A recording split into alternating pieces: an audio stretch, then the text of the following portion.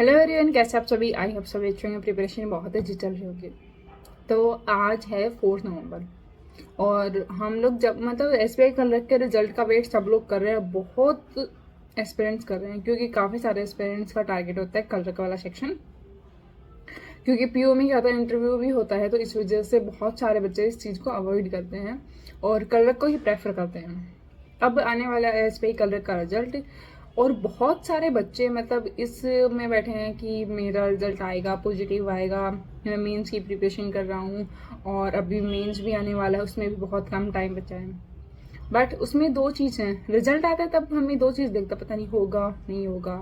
100% surety तो बहुत कम बच्चों को होती है। हमेशा यही होता है कि पता नहीं रिजल्ट का क्या होगा, हमारा सिलेक्शन होगा या नहीं होगा। मेंस की मैं प्रिपरेशन कर रहा हूँ, क्या उसके मुझे रिजल्ट्स मिलेंगे या नहीं मिलेंगे। अगर नहीं हुआ तो मेंस वाली जो मैं प्रिपरेशन कर रहा हूँ वो मेरी वेस्ट तो नहीं होगी। ऑब्वियसली अगर होता तो बहुत बहुत अच्छी बात है, आपकी मेंस की प्रिपरेशन भी सही डायरेक्शन में जा रही है और आप अपना 100% एफर्ट्स दें। 100 क्या 100+ ही एफर्ट्स देंगे उस चीज़ को लेके। बट अगर नहीं होता है सिलेक्शन, एक अदर केस में एक कहीं ना कहीं कुछ न कुछ परसेंट से रह जाता है, फिर बहुत सारे बच्चे क्या करते हैं, मेंस की प्रिपरेशन को स्किप कर देते हैं कि नहीं, जब मेरा प्रीलिम्स ही नहीं हो रहा तो मैं मेंस की प्रिपरेशन क्यों ही करूं। मेंस की प्रिपरेशन जो बच्चे करने स्टार्ट कर देते हैं ना, वो एक अलग फेज हो जाता है। काफ़ी सारे बच्चे सोचते हैं कि मेंस की ही तो प्रिपरेशन है, लेकिन उन्हें नहीं पता कि उस मेंस की प्रिपरेशन में क्या क्या उन्हें वेस्ट करना पड़ता है। जीके पढ़ो, कंप्यूटर पढ़ो, और कंप्यूटर तो चलो आरआरबी में पढ़ना होता है, बट मैथ्स भी, रीजनिंग भी, इंग्लिश भी, और जीए वाला सेक्शन तो इतना होता है जिसकी कोई लिमिट ही नहीं। कितना भी पढ़ लो, आज पढ़ा नेक्स्ट डे वो भूल जाते हैं। जीके को कवर करने के चक्कर में और सारे सब्जेक्ट्स रह जाते हैं, इंग्लिश को कवर करने के चक्कर में मैथ्स रह जाता है, मैथ्स को कवर करने के चक्कर में रीजनिंग रह जाता है। सारे सब्जेक्ट्स को कवर करते करते समझ नहीं आता कि कौन सा हम पढ़े, कौन सा हम स्किप करें। अब उसी के बीच में अगर ये सिचुएशन हो जाए कि आपका रिजल्ट में प्रीलिम्स क्लियर नहीं हो, तो उससे भी ज़्यादा बड़ा टेंशन का हो जाता है कि भाई मेरा तो प्रीलिम्स ही नहीं हो रहा, कलरक वाले भी नहीं हो रहे हैं, तो हमें तो प्रिपरेशन छोड़ ही देनी चाहिए। आज काफ़ी सारे बच्चों के मन में यही चल रहा होगा कि रिजल्ट में क्या आएगा, वेट कर रहे हैं कब आएगा कब आएगा। अब मेरा वीडियो देख के सब लोग मेरा वीडियो थंबनेल देख के सब लोग क्या जिनके मन में डाउट होगा ना, वो इस वीडियो को चला के जरूर देखेंगे कि भाई क्या अपडेट चल रहा है, कब तक आएगा, क्या सिचुएशन होगी, क्या कट ऑफ होगी। कट ऑफ का देखो ना, कोई वो नहीं होता कि कभी कम चली जाती कभी ज़्यादा चली जाती है। कट ऑफ डिपेंड करती है वैकेंसी पे भी डिपेंड करती है, कैंडिडेट्स पे भी डिपेंड करती है, पेपर के लेवल पे भी डिपेंड करती है। तो आप मार्क्स का तो ये मान के चलो कि वो तो बाई लक ही होता है कि भाई सीट्स ज़्यादा हो तो कम भी हो सकती है।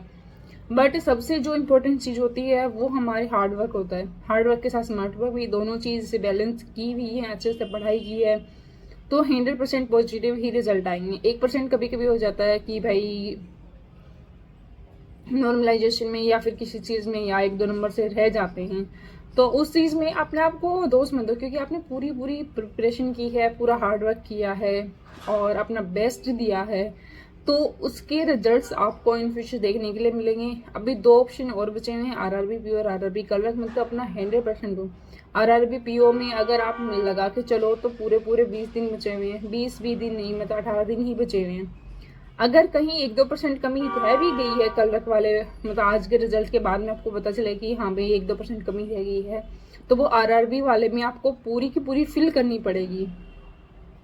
कोई भी प्रिपरेशन में कोई भी चीज़ में कमी नहीं छोड़नी है। 1% भी ऐसा चांस नहीं छोड़ना है कि हाँ भाई हमें सोचना पड़े या फिर किसी का वीडियो देखना पड़े कि हाँ भाई कितनी कट ऑफ है, कितना में सिलेक्शन होगा, कितनी वो सब चीज़ें होंगी।